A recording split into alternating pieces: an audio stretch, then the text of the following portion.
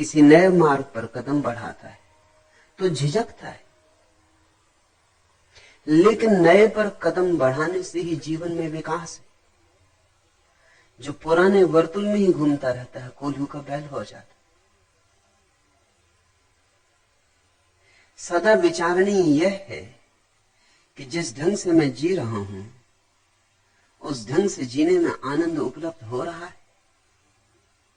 अगर नहीं हो रहा है उपलब्ध तो जोखिम उठानी चाहिए। नए रास्ते, नई जीवन की पद्धति, नई खोज करनी ही होगी। इतना तो तय है कि तुम्हारे पास खोने को कुछ भी नहीं। पुराने जीवन से आनंद तो मिला नहीं, मिल जाता तो नए की कोई जरूरत भी ना थी। पुराना तो व्यर्थ हो गया है, एक बात निश्चित है। नया सार्थक भी निकल सकता है, व्यर्थ भी निकल सकता है, मगर नए में कम से कम एक संभावना है सार्थक होने की। पुराना तो निचुड़ चुका, उसे तो देख लिया, समझ लिया, जी लिया, नहीं कुछ पाया। जैसे कोई रेत से तेल निचोड़ता रहा हो। अब कब तक रेत के साथ सिर मारना है? मैं नहीं कहता कि नए से आनंद मिल ही जाएगा, क्योंकि आनंद मार्ग पर कम निर्भर होता है, मार्गी पर ज्यादा निर्भर होता है, पथ पर कम निर्भर होता है, पथिक पर ज्यादा निर्भर होता है। इसलिए असली बदलाहट पथ की नहीं होती, असली बदलाहट तो पथिक की होती, मगर पथ की बदलाहट से शुरुआत होती। तुम बाहर हो, इसलिए बाहर से ही रूपांतरण शुरू करना होगा। बाहर की बदलने की हिम्मत जुटाओ तो भीतर बदलने की हिम्मत भी सघन होगी। और अगर थोड़ी बूंदें पड़ने लगी आनंद की तो उमंग और उत्साह से नए का अन्वेषण शुरू हो जाएगा। मगर एक बात तो तय है कि तुम्हारे पास खोने को कुछ भी नहीं, इसलिए व्यर्थ चिंता मत लो। मिला क्या है पुराने को पकड़े रखने से? तो खो भी कुछ ना जाएगा। और जब खोने को कुछ नहीं है तो डर क्या है? या तो कुछ मिलेगा, ज्यादा से ज्यादा यही होगा कि नए से भी नहीं मिलेगा, तो फिर और नए को खोजेंगे। हमेशा ध्यान इसका करो कि जिस ढंग से हम जिए हैं, जो हम अब तक सोचे हैं, विचारे हैं, उससे कुछ मिला है या नहीं, विचार उसका करो। भविष्य का विचार मत करो कि क्या मिलेगा क्या नहीं मिलेगा, क्योंकि भविष्य तो अज्ञात है, संन्यास तो अपरिचित है। प्रयोग में उतरने से ही पता चलेगा। स्वाद लोगे तो ही पता चलेगा। स्वाद के पहले कैसे तय करोगे कि स्वादिष्ट है वस्तु या नहीं? किसी पे भरोसा करना होगा, किसी ने जिसने स्वाद लिया हो। यहां तुम आती हो चंद्ररेखा, मैंने स्वाद लिया है, मैं तुम्हें कहता हूं आओ बढ़ो। और यहां बहुत हैं जो मस्त हो रहे हैं, डूब रहे हैं। उनकी मस्ती और डुबकी देखकर ही तो तुम्हारे मन में भी सन्यास का भाव उठता है, नहीं तो सन्यास का भाव क्यों उठे? तुम्हारा हृदय आंदोलित हो रहा है, सिर्फ तुम्हारा मस्तिष्क बाधा डाल रहा है। मस्तिष्क सदा ही रूढ़िवादी होता है, हृदय सदा नए के साथ जाने को आतुर होता है, और मस्तिष्क सदा पुराने के साथ बंधा रहने के लिए तैयार। मस्तिष्क के पास अतीत के अतिरिक्त कुछ भी नहीं।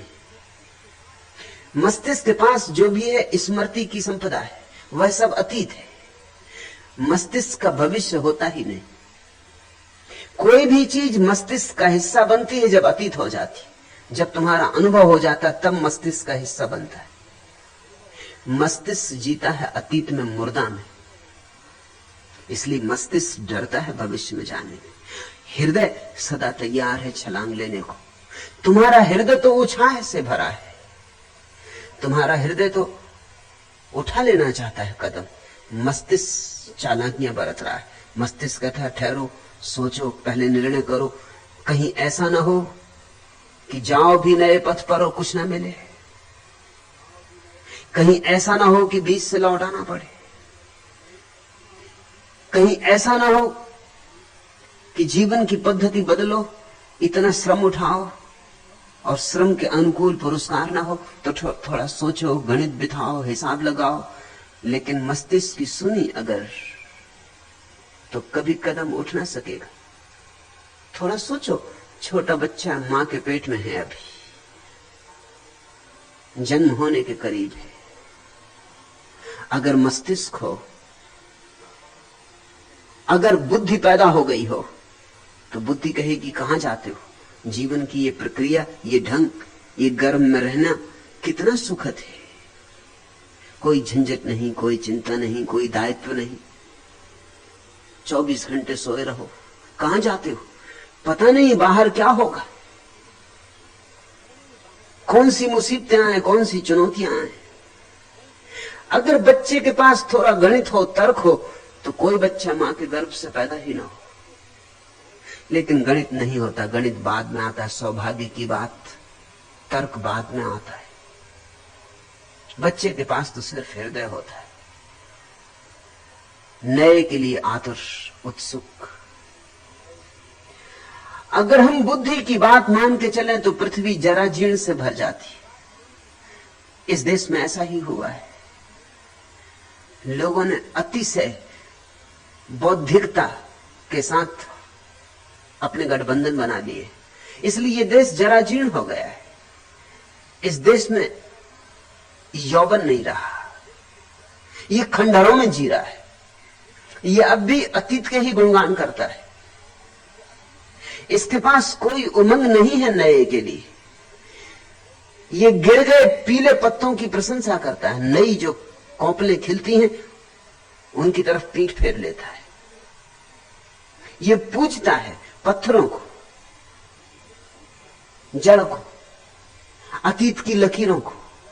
ये लकीर का फकीर हो गया है और ऐसा ही सारे लोगों का चित्त हो गया है। हिम्मत जुटानी पड़ेगी। और मैं तुमसे इतना कहता हूं कि नए के साथ हारने में भी जीत है, पुराने के साथ जीतने में भी जीत नहीं।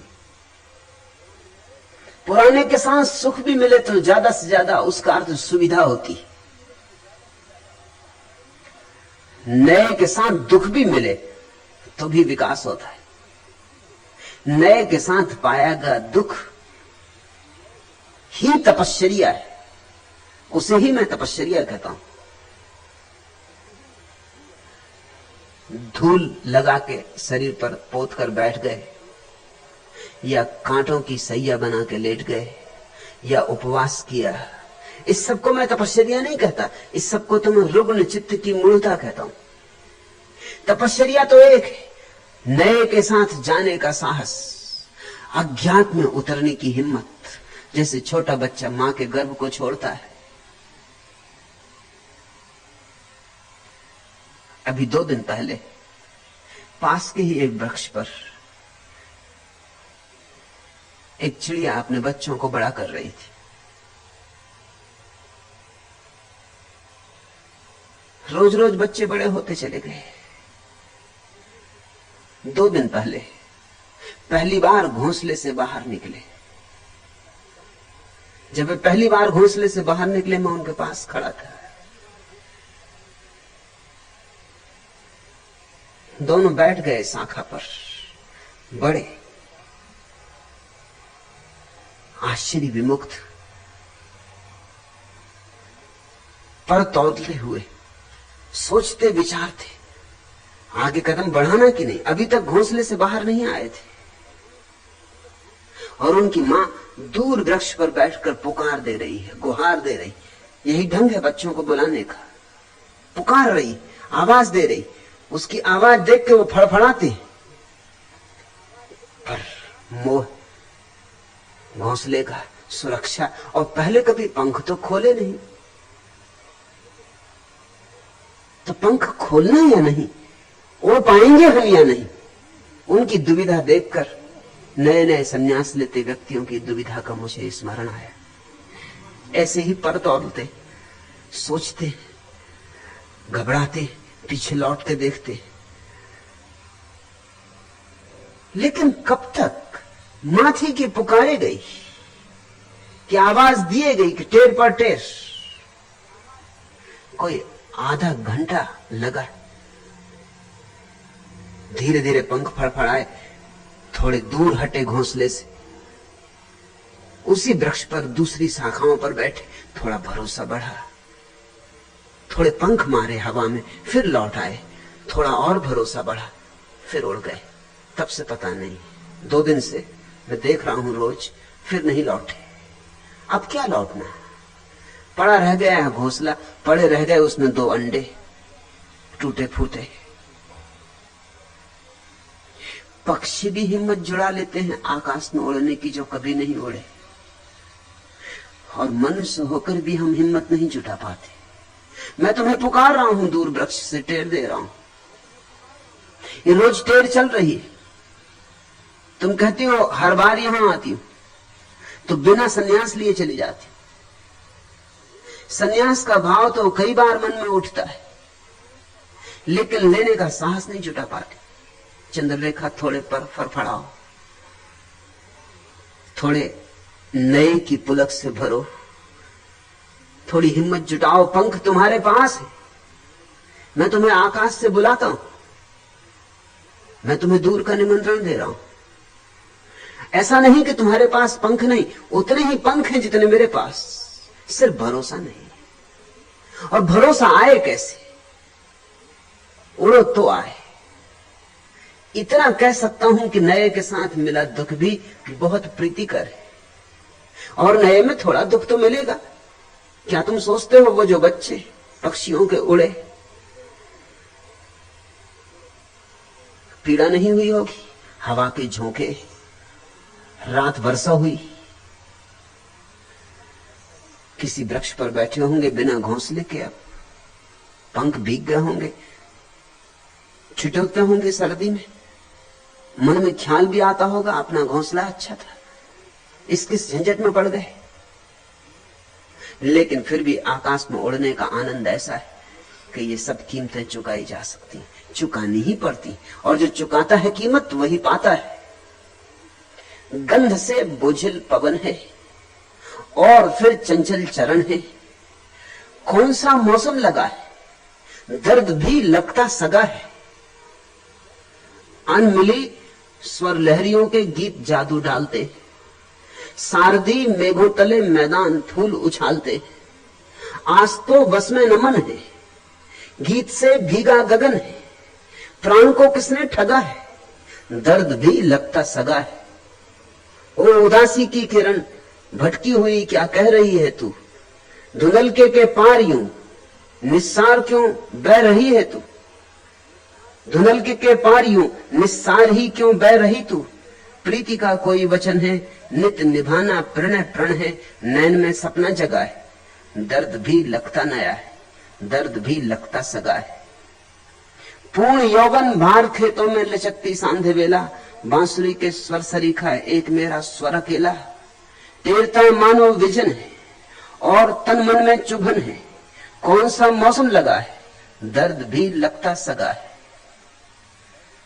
नए के साथ दर्द भी बहुत सगा है, पुराने के साथ सुविधा भी।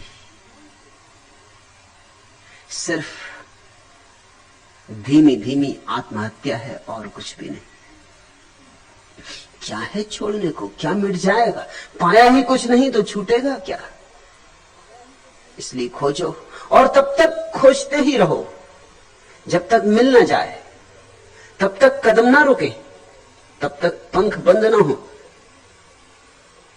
चाहे कितना ही भय लगे, करतौल नहीं होंगे, आकाश में उड़ना ही होगा। और चुनौती जग गई है, कब तक झुठलाओगी, कब तक लौट लौट जाओगी। ये लौट जाना आदत ना बन जाए, ये लौट जाना भी लकीर ना बन जाए। इसके पहले कि ये आदत बन जाए, कुछ करो, कुछ जगो, कुछ साहस जुटाओ। पार करना चाहते हो इस गरजते सिंधु को, यदि प्राण लेकर आज लहरों में उतरना ही पड़ेगा। यह तरंगें दूर से चलकर तुम्हारे पास आती, उस नए जग के नए संदेश अपने साथ लाती। कूल पर बैठे मनन करते रहोगे और कब तक? हो मुखर उस पार वीणाएं मधुर तुमको बुलाती।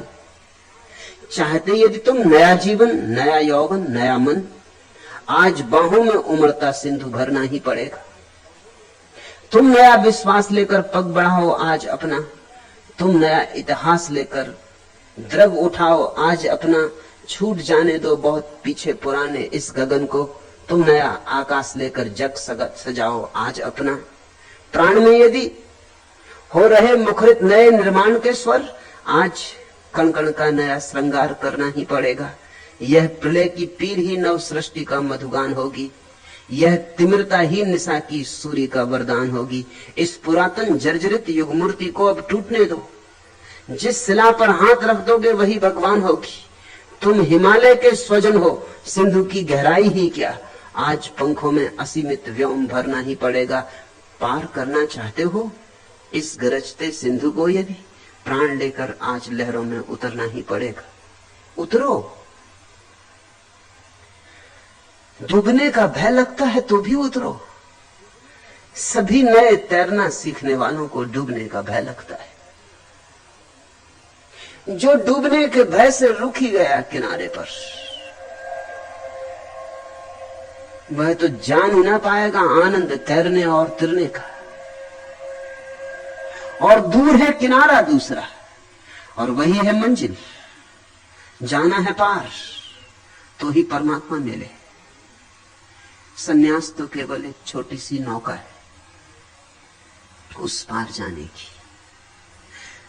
माना दूर धुंधलके में छिपा उस पार का किनारा दिखाई तो पड़ता नहीं, इसलिए किसी आंख वाले से संबंध जोड़ना होता है, इसलिए किन्हीं आंख वालों के पास उठना बैठना होता है, ताकि तुम्हारे भीतर भी सोए हुए स्वर धीरे धीरे सबल हो जाएं, तुम्हारी वीणा पर भी चोट पड़े। चंद्ररेखा इसलिए तू आती रही। इस आने का कुछ अर्थ न रह जाएगा अगर इस रस में न डूबी। तो फिर ऐसा ही होगा, सरोवर तक आए और प्यासे ही लौटते रहे। सरोवर तक आने से प्यास नहीं बुझती। अंजलि बनानी होगी, झुकना होगा, जल भरना होगा, कंठ में उतारना होगा, तो प्राण तृप्त होते हैं। सन्यास झुकने की प्रक्रिया है, अंजलि बांधने की। दूसरा प्रश्न, तंत्र, वाम मार्ग, अघोर पंथ, नाथ पंथ जैसे नामों से लोग क्यों डरते? इन मार्गों का सही विश्लेषण और सम्यक अभ्यास से क्या ऐसी संभावना नहीं है कि लोग फिर से नए आयाम से इन्हें समझें और इनकी निंदा और उपेक्षा न करें? तरु ने पूछा है, और एक नहीं 14 प्रश्न पूछे। मुझे भी गिनती करनी पड़ी, ऐसा उसने कभी किया नहीं।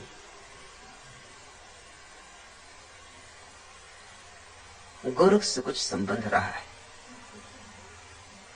कोई सोई स्मृति जग गई, कोई झरना फूट पड़ा।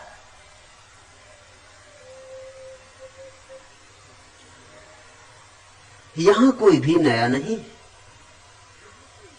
सभी पुराने। न मालूम कितने पथों पर चले, न मालूम किन किन सदगुरुओं के साथ रहे। मेरे पास आ जाना तुम्हारा आकस्मिक नहीं, चलते रहे हो, खोजते रहे हो, वही खोज तुम्हें यहां ले आई।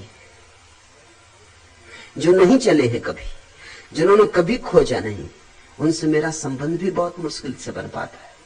वे आ भी जाते हो तो छिटक जाते, आकस्मिक होता उनका आना, उनके आने के पीछे कुछ आधारशिला नहीं होती। जो मेरे पास आके टिक जाते, रुक जाते, और तरु आई है सो टिक ही गई है, उसका अर्थ यही है उनके प्राणों की कोई गहरी तरसा तृप्त हो रही है। बहुत बहुत द्वारों से जो खोजा है और नहीं मिल पाया है, उसकी झलक मिलने लगी, मंजिल करीब आ रही। गोरख से कुछ संबंध रहा होगा तरु, कुछ नाता रहा होगा, जैसे कोई पुराना सोया हुआ गीत फूट पड़ा हो, ऐसे उससे प्रश्न फूटे और सभी प्रश्न सार्थक। कोई भी प्रश्न बौद्धिक नहीं है, पूछने के लिए नहीं पूछा गया है, उठा है। पूछना चाहिए इसलिए कुछ सोच सोच के नहीं पूछा गया है, पूछने से नहीं रुक सकी,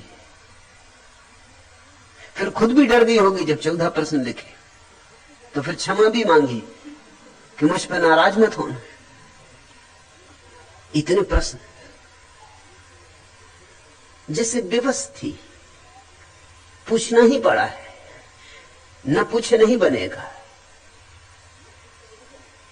उन्हीं 14 में से एक प्रश्न यह है, तंत्र, वाम मार्ग, अघोर पंथ, नाथ पंथ जैसे नामों से लोग क्यों डरते?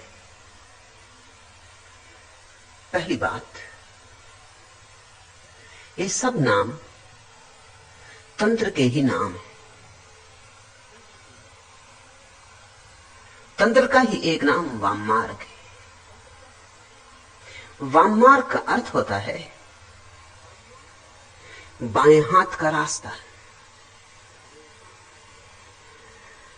तुम्हारे पास 2 हाथ है, एक दायां हाथ है, एक बायां हाथ है। ये 2 हाथ बस 2 हाथ ही नहीं, इनके पीछे बड़े राज छिपे। तुम्हारा दायां हाथ तुम्हारे बाएं मस्तिष्क के खंड से जुड़ा है, उल्टा तुम्हारा बायां हाथ तुम्हारे दाएं मस्तिष्क के खंड से जुड़ा है। मस्तिष्क 2 खंडों में बटा है। अब तो विज्ञान ने इस पर बड़ी खोज की है और उस खोज ने बड़े रहस्य प्रकट किए। तुम्हारा दायां मस्तिष्क जो कि बाएं हाथ से जुड़ा है, काव्य का स्रोत है, अनुभूति का, भाव का, कला का, प्रज्ञा का, आनंद, मस्ती, नृत्य, संगीत, उत्सव, कल्पना, जो भी मधुर है, जो भी स्त्रीण है, जो भी सुंदर है, उस सब का जन्म तुम्हारे दाएं मस्तिष्क में होता है। उस दाएं मस्तिष्क का प्रतीक है बायां हाथ। तुम्हारा दायां हाथ जुड़ा है बाएं मस्तिष्क से। बाएं मस्तिष्क में पैदा होता है तर्क, गणित, कर्मठता, कार्यकुशलता, चालाकी, राजनीति, कूटनीति, संसार, गद्य, विज्ञान, हिसाब किताब, उपयोगिता, बाजार, इस सब का संबंध बाएं मस्तिष्क से है। संसार सदा से दाएं हाथ पर जोर देता रहा है, क्योंकि दाएं हाथ में उपयोगिता है, हिसाब किताब है, गणित है, तर्क है, बाजार है, दुकान है, व्यवहार है। बाएं हाथ खतरनाक मालूम होता रहा है, सदा से खतरनाक मालूम होता रहा है। कवि का क्या भरोसा, गणितज्ञ का भरोसा किया जा सकता है, नर्तक का क्या भरोसा, वैज्ञानिक का भरोसा किया जा सकता है। फिर विज्ञान का उपयोग है, नृत्य का क्या उपयोग है? नृत्य तो है स्वांतः सुखाय। ये जो बायां हाथ है, ये तुम्हारे भीतर स्वांतः सुखाय का प्रतीक है। इसका कोई लक्ष्य नहीं है, इसकी कोई दिशा नहीं, ये कहीं जा नहीं रहा है। यह तो इसी क्षण में आनंद मस्त मुग्ध होकर जीने की कला है। कविता का क्या मूल्य है? न तो पेट भर सकता है, न तन ढक सकता है, न छप्पर बन सकता है। तो कवियों को हमने थोड़ा बहुत सम्मान दिया है एक अनुपात में, जैसे सजावट की तरह, लेकिन गैर जरूरी। एक आध आदमी कवि हो जाए समाज में, हम बर्दाश्त करते, लेकिन हम कवियों की जमात बर्दाश्त नहीं करेंगे, क्योंकि कवि किसी काम का नहीं मालूम पड़ेगा, उसकी उपयोगिता क्या है। किसी ने पिकासो को पूछा कि तुम्हारे चित्रों की उपयोगिता क्या है? उसने अपना सिर पीट लिया। उसने कहा फूलों से नहीं पूछते कि तुम्हारी उपयोगिता क्या है, और कोयल गीत गाती उससे नहीं पूछते तुम्हारी उपयोगिता क्या है, और आकाश तारों से भर जाता तब नहीं पूछते कि तुम्हारी उपयोगिता क्या है। मुझसे ही क्यों पूछते हो? ये कवि और चित्रकार और मूर्तिकार और संगीतज्ञ सदा से कहते रहे, हमारी कोई उपयोगिता नहीं। मगर जीवन उपयोगिता पर ही समाप्त नहीं होता। जीसस का वचन याद करो, man can not live by bread alone. आदमी अकेली रोटी से तो नहीं जी सकता, कुछ और भी चाहिए। रोटी से कुछ ज्यादा चाहिए। रोटी जरूरी है मगर काफी नहीं, आवश्यक है मगर पर्याप्त नहीं। रोटी के बिना कविता नहीं हो सकती, ये सच है, मगर अगर कविता के बिना रोटी हो तो जीवन हुआ ना हुआ बराबर है। रोज पेट भर लिया, जी लिए और मर लिए। अगर जीवन में काव्य ना जगा, गीत ना उठा, वीणा ना बजी, बांसुरी पर संगीत न खेला, तो क्या सार है? स्वंता सुखाय रघुनाथ गाथा। जो स्वंता सुख से भरा है वही उस परम प्रिय के भाव से भी भरता है। इसलिए बायां हाथ सदा से खतरे का सूचक रहा। इसलिए जिनसे भी हम डरते उनको हम वाम मार्गी कहते, जिनसे हम भयभीत होते उनको हम वाम मार्गी कहते। तुम्हें हजारों लोग मिल जाएंगे जो मुझे वाम मार्गी कहते, ठीक ही कहते, मैं वाम मार्गी हूं, क्योंकि मैं तुम्हें स्वंतः सुखाए की कला सिखा रहा हूं। हिसाब किताब ही सब कुछ नहीं है। हिसाब किताब के बाहर भी एक जगत है, और वही जगत तृप्तिदायी है। उसी जगत में परितोष है, उसी जगत में प्रकाश है। जरूरतें पूरी होनी चाहिए, ठीक है, फिर क्या करोगे? जरूरतें पूरी हो जाएंगी, फिर क्या करोगे? आज पश्चिम में यही अड़चन आ गई, जरूरतें पूरी हो गई, जो बाहर की जरूरतें थी पश्चिम ने पूरी कर ली। समझना कठिनाई। जरूरतें पूरी करने के लिए बाएं हाथ से जुड़े हुए दाएं मस्तिष्क का कोई उपयोग नहीं किया।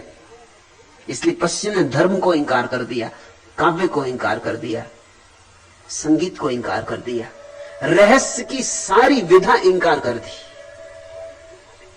ठीक गणित, विज्ञान, पदार्थ, ठोस जिसका प्रमाण है, उस पर ही पश्चिम जी रहा है। 300 साल के सतत प्रयोग ने, दाएं हाथ के प्रयोग ने पश्चिम को समृद्ध बना दिया। धन है, दौलत है, मकान है, सुंदर रास्ते हैं, सुस्वादु भोजन है, भरपेट भोजन है, सब जरूरत से ज्यादा है। एक संपन्नता का युग पश्चिम में आ गया। लेकिन 300 साल निरंतर वो जो स्वांतः सुखाय का स्रोत है उसको इंकार करके आया। तो पश्चिम संपन्न तो हो गया, लेकिन अब क्या करे? क्योंकि उसके पास सिर्फ सुख को भोगने की कला ही नहीं बची। पश्चिम किम कर्तव्य विमूढ़ है। अब कहां जाएं? अब क्या करें? काम का जगत जो हो सकता था हो चुका। पश्चिम के भीतर बड़ी बेचैनी है। रविवार के दिन भी पाश्चात्य मनुष्य छुट्टी नहीं मना पाता। छुट्टी मनाने की आदत ही भूल गई। काम और काम और काम, काम पर इतना जोर दिया है कि काम को भगवान बना दिया, तो लीला की कला भूल गई। तो बैठ के हंसे बोले कि वीणा बजाएं, कि बगिया में घास उगाएं, कि मस्त होकर लेट जाएं तारों तले, कि नौका विहार करें। नहीं, ये सारी बात अर्थहीन है, क्योंकि 300 साल एक ही बात दोहराई और सिखाई गई स्कूल से लेकर विश्वविद्यालय तक कि काम का मूल्य है।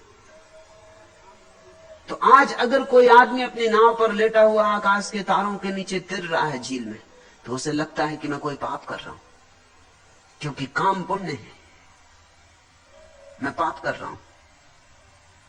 एक अपराध भाव पैदा हो गया है सुख के क्षण में। जब भी तुम सुखी होते हो तुमको लगता है कुछ तुम गलती कर रहे हो, कुछ भूल कर रहे हो।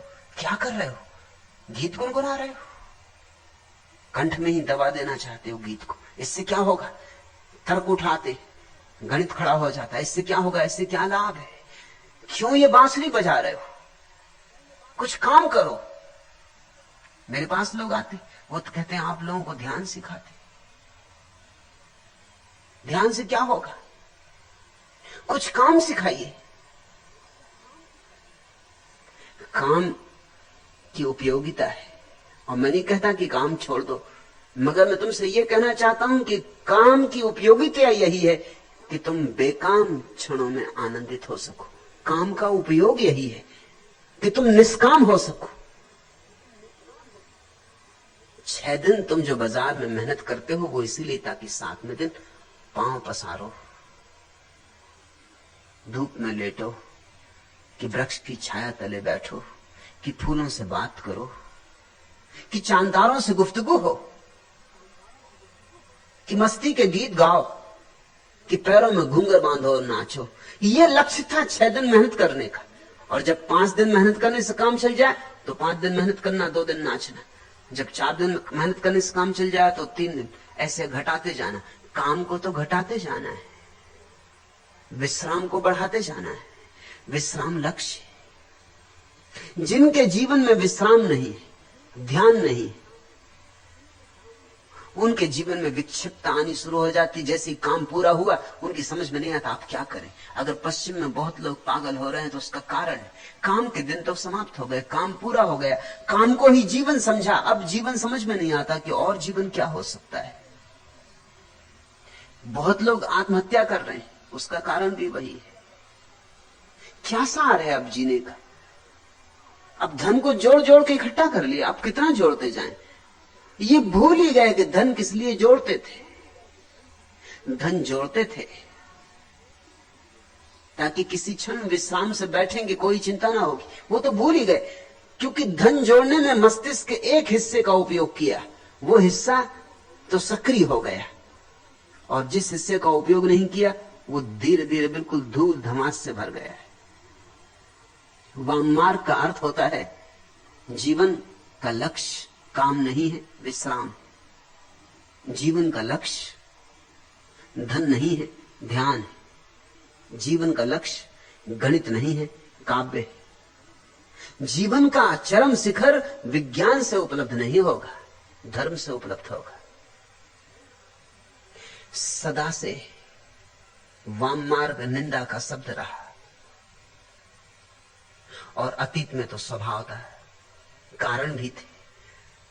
क्योंकि जितने तुम पीछे जाओगे उतनी दुनिया दीन थी, दरिद्र थी, साधन नहीं थे। उन दीन दरिद्रता के दिनों में अगर लोगों ने काम को बहुत बहुमूल्य दिया, बहुत कीमत दी, स्वाभाविक मालूम होता है। और जिन लोगों ने काम की जगह विश्राम को मूल्य दिया, उनसे अगर समाज ने विरोध किया तो कुछ आश्चर्य नहीं। मगर पुरानी आदत अब भी ग्रंथि की तरह बनी रह गई। अब भी हमारे भीतर भय। फिर जो गणित हिसाब किताब वाला मन है, वह सदा से उन सारी चीजों का विरोधी रहा है जिनसे तुम्हारे भीतर सुख उत्पन्न होता है। वो स्वाद का विरोधी तो वो अस्वाद का व्रत सधवाता है। सौंदर्य का विरोधी तो वो कुरूपता को आध्यात्मिक बना लेता है। वह स्वास्थ्य का भी विरोधी है, क्योंकि स्वास्थ्य भी शारीरिक सुख है। जर्मनी के एक प्रसिद्ध विचारक काउंट केसरलिंग ने भारत की यात्रा के बाद अपनी डायरी में लिखा कि भारत जाके मुझे यह अनुभव हुआ कि बीमारी में एक आध्यात्मिकता है, स्वास्थ्य में एक तरह की नास्तिकता है, क्योंकि स्वास्थ्य शरीर का होता है। इसलिए आध्यात्मिक व्यक्ति को स्वास्थ्य का रस नहीं लेना चाहिए, वो तो देह का दुश्मन है। इसीलिए प्रेम का दुश्मन हो गया संसार, क्योंकि प्रेम बड़ा सुख है। सारी चीजों की दुश्मनी साध ली। वाम मार्ग ने इसका विपरीत संदेश दिया है। वाम मार्ग कहता है प्रेम प्रार्थना है और प्रेम परमात्मा है, और वाम मार्ग कहता है कुछ भी छोड़ना नहीं, क्योंकि जो भी परमात्मा ने दिया है उसकी उपयोगिता है, उसका उपयोग करो और उसे सीढ़ी बनाओ, उसे परमात्मा की मंदिर की सीढ़ी में रूपांतरित करो। पत्थर मत समझो, मार्ग के अवरोध मत समझो, सीढ़ियां बनाओ, ऊपर उठो। काम वासना की भी सीढ़ी बनाओ, उसका भी विरोध मत करो। वाम मार्ग का अद्भुत संदेश है कि अगर तुम बुद्धिमान हो तुम जहर का ऐसा उपयोग करोगे कि वह औषधि हो जाए, अगर तुम बुद्धू हो तो तुम औषधि को भी जहर बना लोगे। ये बुनियादी सूत्र है वाम मार्ग का कि बुद्धिमान जहर को भी औषधि बना लेता है। यही तो बुद्धिमानी है। भगोड़े कायर होते हैं, बुद्धिमान नहीं होते। वाम मार्ग भगोड़ा नहीं है। इस संसार में अब तक भगोड़ों की बड़ी प्रतिष्ठा रही है। उसका कारण है क्योंकि भगोड़ों को देखकर तुम्हें यह समझ में आने लगता है कि वो हमसे विशिष्ट है। तुम धन के पीछे पागल हो और एक आदमी ने लात मार दी धन को और जंगल चला गया, तुम तत्क्षण प्रभावित हो जाते हो। तुम प्रभावित इसलिए हो जाते हो कि मेरा इतना धन में मोह है और इस आदमी में जरूर कुछ गरिमा है, इसने लात मार दी। इसलिए तुम महावीर से ज्यादा प्रभावित होते हो बजाय जनक के। जनक का नाम कुछ ज्यादा सुना नहीं जाता।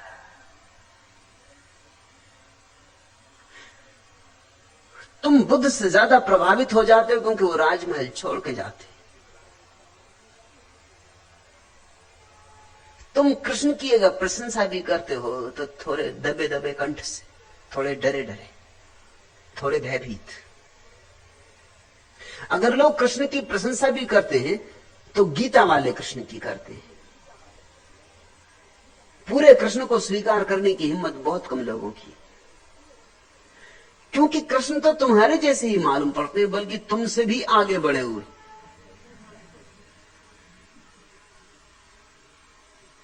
तुम किसी तरह अपने को समझा लेते हो कि चलो वे भगवान थे,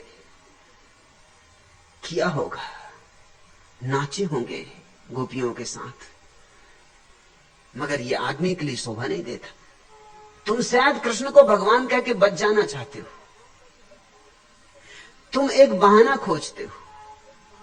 तुम्हारा चित्त तो गड़बड़ होने लगता है, तुम्हें बेचैनी होने लगती।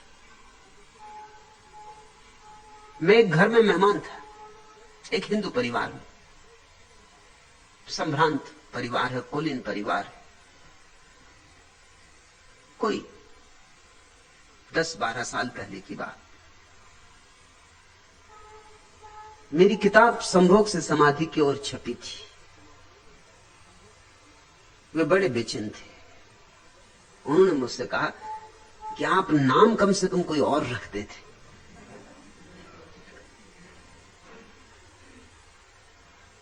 क्योंकि किताब तो जब कोई पढ़ेगा तब जानेगा कि क्या है उसमें, मगर ये नाम बड़ा खतरनाक है। आप नाम कुछ और रखते थे।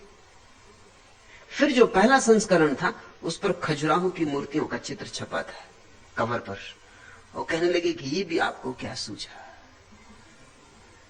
अगर नाम भी ये था तो भी अगर बुद्ध को ध्यान की अवस्था में बैठा हुआ बताया होता कवर पर तो भी चल जाता।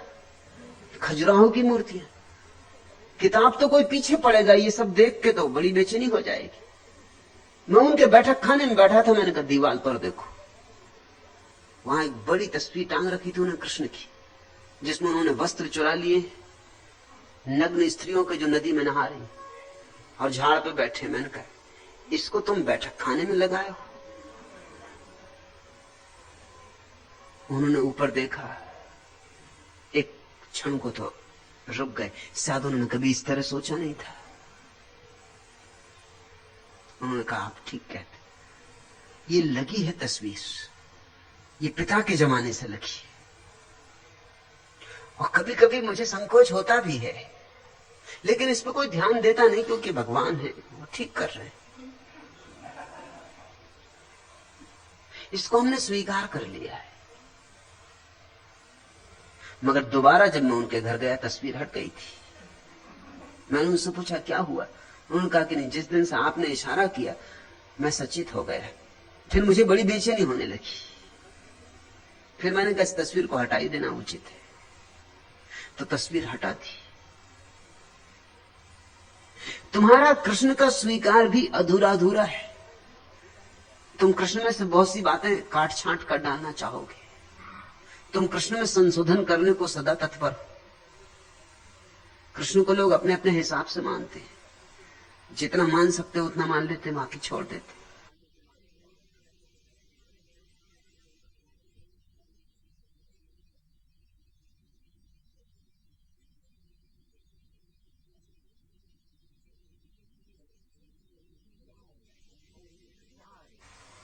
क्या अड़चन है? अड़चन यही है कि महावीर तो तुम्हें साफ अपने से विपरीत जाते मालूम पड़ते।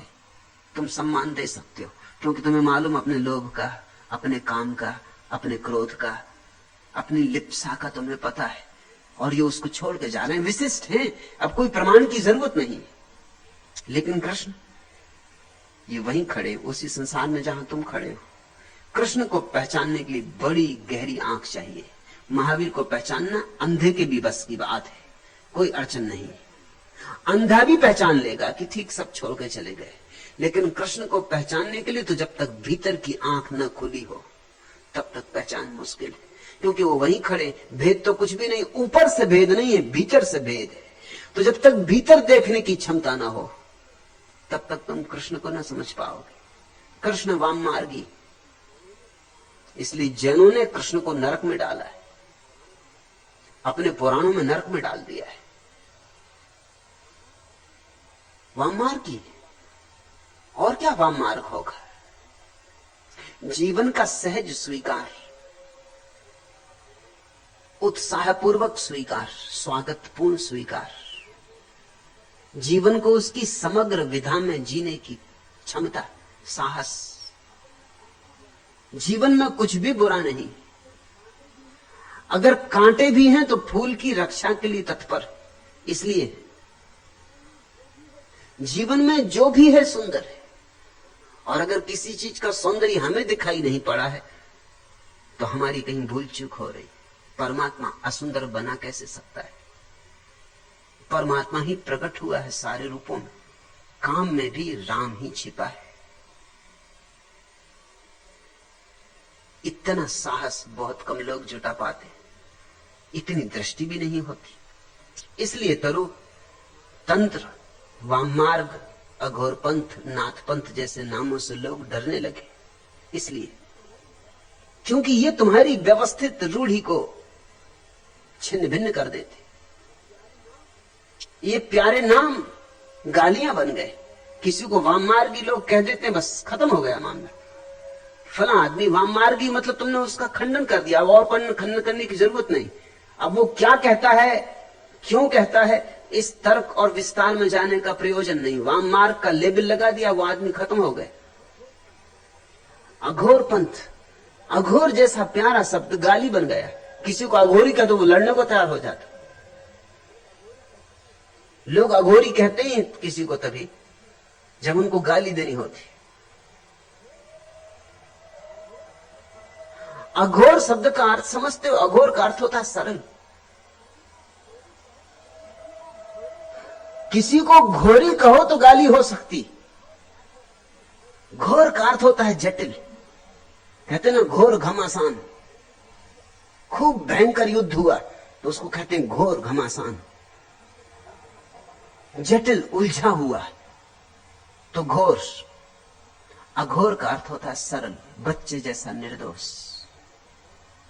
लेकिन लोग अघोरी गाली देना चाहते तब कहते हैं, लोग कहते हैं मोरारजी देसाई अघोरी, क्योंकि जीवन जल पीते। अघोरी उनका मतलब यह है कि गाली दे रहे हैं वो। अघोर तो सिर्फ थोड़े से बुद्धों के लिए उपयोग में लाया जा सकता है। गौतम बुद्ध अघोरी, कृष्ण अघोरी, क्राइस्ट अघोरी, लाओत्सु अघोरी, ऐसे लोगों के लिए ही सिर्फ उपयोग में लाया जा सकता है। गोरख अघोरी, सरल निर्दोष सीधे साधे, इतने सरल कि गणित जीवन में है ही नहीं। हिसाब किताब लगाने का भाव ही चला गया है। तुम तो जिसको धार्मिक कहते हो वो भी हिसाब किताब लगाता है। वो देखता है कि इतने उपवास करूं तो स्वर्ग मिलेगा, इतने व्रत रखूं तो स्वर्ग मिलेगा, इतना दान करूं तो स्वर्ग मिलेगा। ये सब हिसाब किताब है। इस दान में भी बाजार है, इस दान में भी व्यवसाय है, सौदा है। इस पुण्य में भी छिपा हुआ पाप है। अघोरी का अर्थ होता है सरल सीधा, जिसके जीवन से हिसाब किताब समाप्त ही हो गया, जो बच्चों की भांति जीता है। यह तो परम अवस्था है, परमहंस अवस्था है अघोर। मगर ये गालियां बन गई दुर्भाग्य से। नाथ पंथ, गोरखनाथ और उनके गुरु मच्छिंद्र नाथ के कारण तंत्र की ये शाखा नाथ पंथ कहलाने लगी। भाव बड़ा प्यारा है। नाथ का अर्थ होता है मालिक, जिसको सूफी कहते हैं या मालिक। सब उसका है, मालिक का है। हम भी मालिक के, संसार भी उसका, सब उसका। जैसी उसकी मर्जी वैसे जिएंगे, जैसा जिलाएगा वैसे जिएंगे। हम अपने संकल्प को आरोपित ना करेंगे, हम चेष्टा से ना जिएंगे। हम ऐसे बहेंगे जैसे कोई नदी की धार में बह जाए, हम तैरेंगे नहीं। यह भाव है। उस मालिक के रहते हम अपना संकल्प क्यों बीच में लाएं? हमारा संकल्प आया कि अहंकार आया, अहंकार आया कि हम भटके, तो हम तो बिना अहंकार के जिएंगे। उसकी जैसी मर्जी। जैसे सूखा पत्ता हवा में उड़ता, पश्चिम जाए कि पूरब, दक्षिण जाए कि उत्तर, उसे कोई चिंता नहीं। हवा जहां ले जाए, लड़ता नहीं, प्रतिरोध नहीं करता, संघर्ष नहीं करता कि मैं तो पश्चिम जाऊंगा, कि मुझे पूरब नहीं जाना, मुझे क्यों पूरब लिए जा रहे हो। नहीं, पत्ते की क्या मर्जी। ऐसा जो हो जाए तो समझना कि नाथपंथी। ऐसे ही रहे गोरख, इस सहज मर्जी से रहे, इस सरलता से रहे। मगर लोग अहंकार से जीते। इस जगत में अधिकतम लोगों के जीवन की भाषा अहंकार की भाषा है। स्वभावतः इतने सरल लोग उन्हें बर्दाश्त नहीं होंगे। उन्हें तो लगेगा बड़ा खतरा पैदा हो गया। इतनी सरलता से लोग जीने लगेंगे, उनको लगता तो फिर नीति का क्या होगा। अनीति अनीति फैल जाएगी, जैसे अभी नीति है। ये बड़े मजे की बात है। लोग इस तरह की बातें करते हैं जैसे कि अभी नीति है, फिर अनीति फैल जाएगी। कहां है नीति? कैसी नीति? नीति के नाम पर पाखंड है, थोथे मुखौटे लगाए लोग बैठे, झूठे मुखौटे लगाए लोग बैठे। नीति कहां है? लेकिन लोग समझते हैं कि अगर सब लोग सरल होने लगे, सहज जीने लगे, स्वाभाविक होने लगे और कहा कि जैसी परमात्मा की मर्जी, तो फिर नीति खंडित हो जाएगी। बात उल्टी ही है। लोग संकल्प से जी जी के अनैतिक हो गए। मनुष्य से ज्यादा अनैतिक और कौन है इस पृथ्वी पर? मनुष्य से ज्यादा हिंसक और कौन है इस पृथ्वी पर? मनुष्य से ज्यादा संघातक और कौन है इस पृथ्वी पर? पशु पक्षी कम से कम अपनी जाति के लोगों को मार के नहीं खाते। कोई सिंह सिंह को मार के नहीं खाता, कोई बाज बाज को नहीं हमला करता। आदमी अकेला पशु है इस पूरी पृथ्वी पर जो स्वयं की जाति में ही मार काट करता है, और थोड़ी बहुत नहीं, लाखों की, करोड़ों की। हत्या करने में ऐसा रस और बड़ा मजा है। इसको भी नैतिक जामा पहना दिया जाता है। इसको कहते हैं जिहाद। धर्मयुद्ध हो रहा है, धर्मयुद्ध हो रहा तो फिर मारो, फिर कोई हर्जा नहीं। जितने मारे उतना ही लाभ है, जितने मारे उतना स्वर्ग निश्चित है। लोग जिहाद कर रहे हैं, धर्मयुद्ध कर रहे हैं सदियों से, एक दूसरे को काट रहे हैं परमात्मा के नाम पर। काटना है उन्हें, नाम कोई भी हो। कभी राजनीति के नाम पे काटते, कभी धर्म के नाम पे काटते, कभी सिद्धांत के नाम पर, कभी शास्त्र के नाम पर। ये सब बहाने। काटना लक्ष्य है, बिना काटे मन नहीं मानता। ये कैसा मनुष्य हमने पैदा किया है? ये कैसा रुग्ण चित्त मनुष्य हमने पैदा किया है? काम वासना से जल रहे हैं लोग। उनके भीतर काम वासना के सिवाय और कुछ भी नहीं भरा है, दबा दबा के बैठ गए। इसलिए जब भी कोई कहता है काम वासना को सहजता से स्वीकार करो, वह भी प्रभु की देन है, तो उनके भीतर बहुत घबराहट हो जाती, क्योंकि वो जानते हैं अगर उन्होंने सहजता से स्वीकार किया तो सब गड़बड़ हो जाए।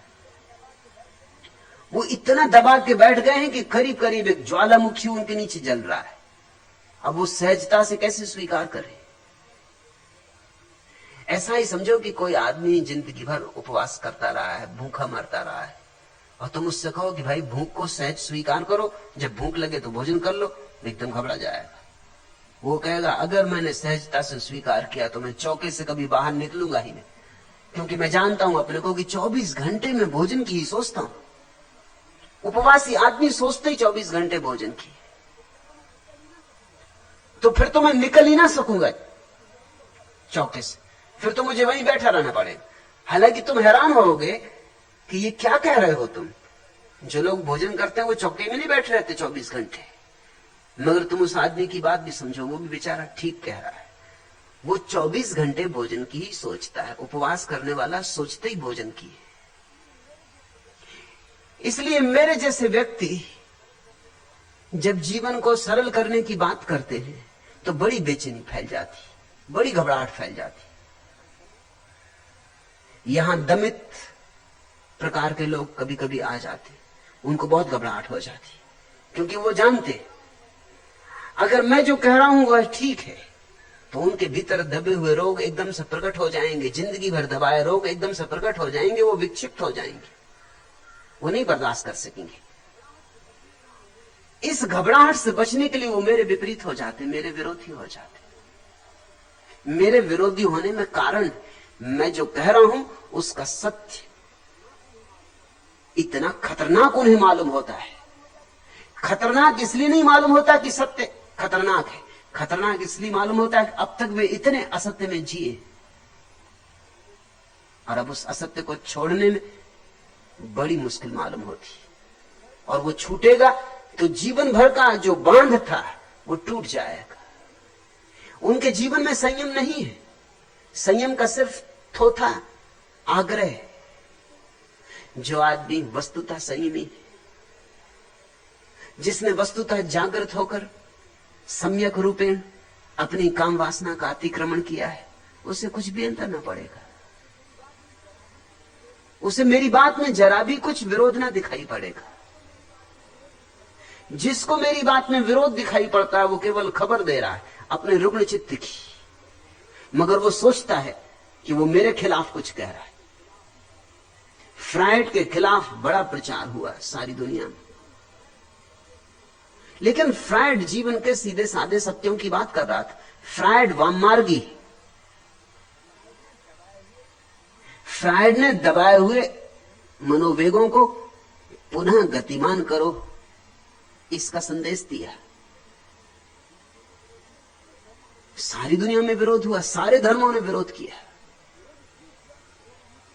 विरोध इसलिए किया कि तुम्हारे नीचे की जमीन खिसक गई, तुम सब गलत हो जाओगे अगर फ्रायड सही है। और यही उचित है कि तुम अपने को ही सही सिद्ध करते रहो, फिर तुम्हारी भीड़ है, भीड़ तुम्हारे साथ है। सत्य सदा अकेला है, असत्य बहुत प्राचीन है, भीड़ उनके साथ राजी है। भीड़ ने इतने दिन तक उनके साथ दिया है। भीड़ की सारी न्यस्त स्वार्थ की व्यवस्था उनसे जुड़ गई है। तुम एकदम घबरा जाते हो, तुम एकदम भयभीत हो जाते हो, अपने भय से, अपनी घबराहट से तुम विरोध करने लग जाते हो। लेकिन सत्य ऐसे हारता नहीं, सत्य बार बार लौट आता है। वहां मार्ग लौट लौट के आता रहेगा। तंत्र की बार बार घोषणा होगी जब तक कि मनुष्य सहज नहीं हो जाता। जिस दिन मनुष्य सहज हो जाएगा उस दिन तंत्र की कोई जरूरत न रह जाएगी। तंत्र सिर्फ औषधि है। वाम मार्ग, वो जो उल्टे चल पड़े हैं लोग, उनको रास्ते पे लाने के लिए सिर्फ एक उपाय है। जो रास्ते पे आ गया वो ना तो दाएं का होता न बाएं का होता, दाएं बाएं दोनों उसके होते, वो किसी का नहीं होता। उसकी अवस्था अतिक्रमण की होती, वो दोनों के पार चला गया होता है। पूछा तूने तंत्र, वाम मार्ग, अघोर पंथ, नाथ पंथ जैसे नामों से लोग क्यों डरते? डरने का कारण है तुम इतनी बारूद लिए बैठे हो अपने भीतर की, जरा सी चिंगारी सत्य की जाएगी, विस्फोट हो जाएगा। तुम चिंगारी से डरोगे नहीं तो क्या करोगे? जब तुम अपनी बारूद को गिराने को राजी हो जाओगे तब तुम्हें चिंगारी से कोई भय न रह जाएगा।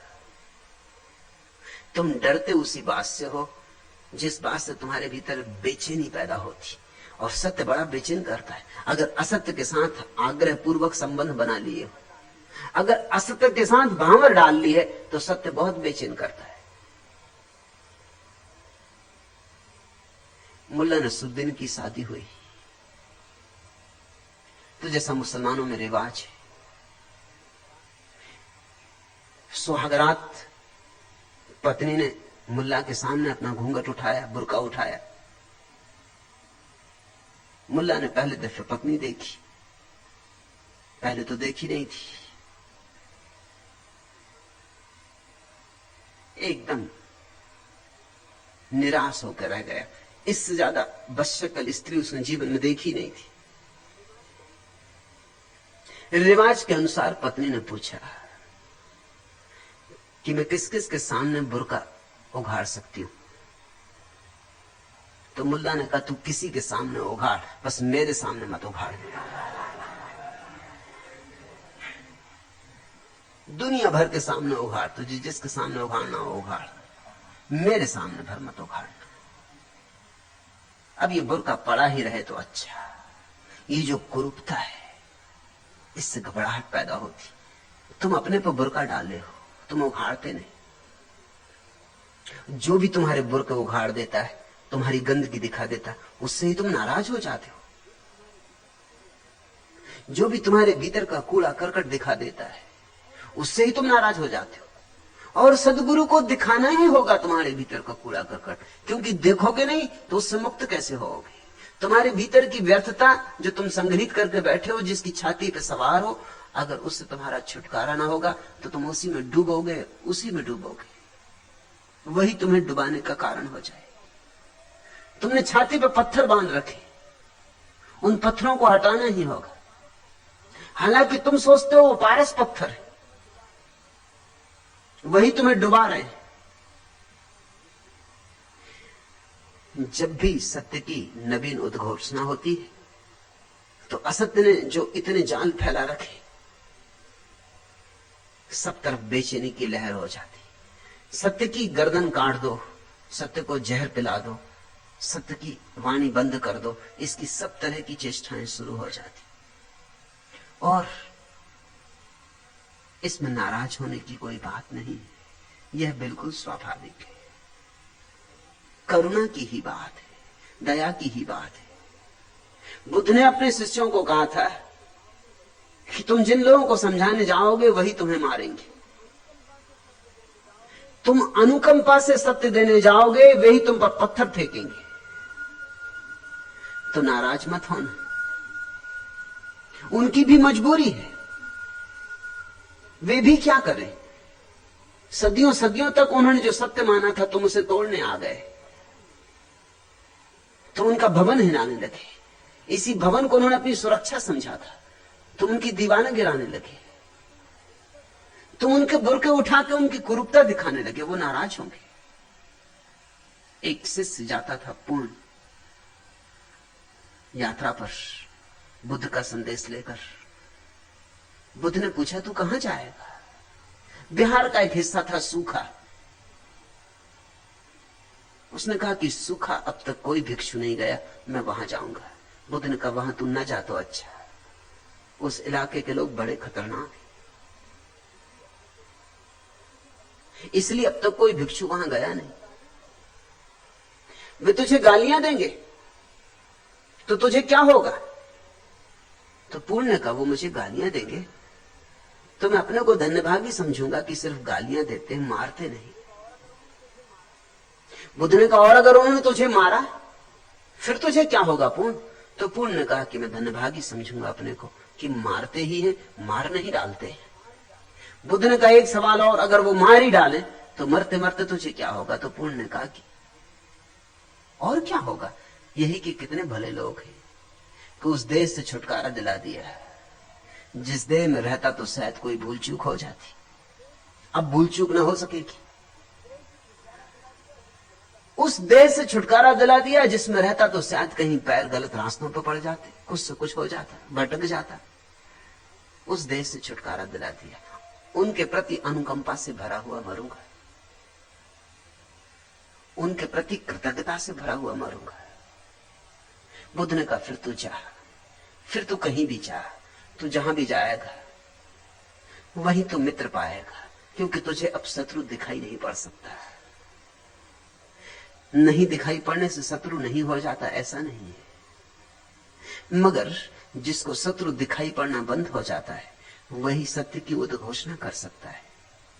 शत्रु तो होंगे पैदा, तत्क्षण पैदा हो जाएंगे। सत्य के शत्रु निरंतर पैदा होते। हमारी इतनी समझ कहां कि हम सत्य को पचा पाए, इतनी छाती कहां हमारी बड़ी कि हम सत्य को अपने भीतर समाविष्ट करें, अपने भीतर मेहमान बन जाने दें।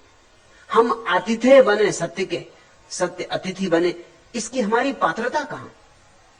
इसलिए निरंतर यह होता रहा, निंदा होती रही, उपेक्षा होती रही, मगर सत्य अपनी उद्घोषणा बार बार करता रहा है। और मैं तुमसे कहता हूं कि सत्य आता है मस्तिष्क के दाएं हिस्से से जो बाएं हाथ से जुड़ा है। हिसाब किताब आता है मस्तिष्क के बाएं हिस्से से जो दाएं हाथ से जुड़ा है।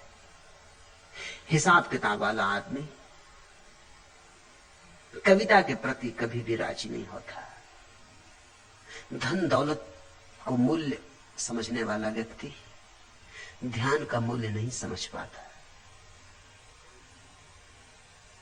और दुकान ही जिसे सब कुछ है वह मंदिर का नहीं हो पाता। और अगर मंदिर में चला भी जाए तो मंदिर भी उसके साथ ही भ्रष्ट हो जाता है।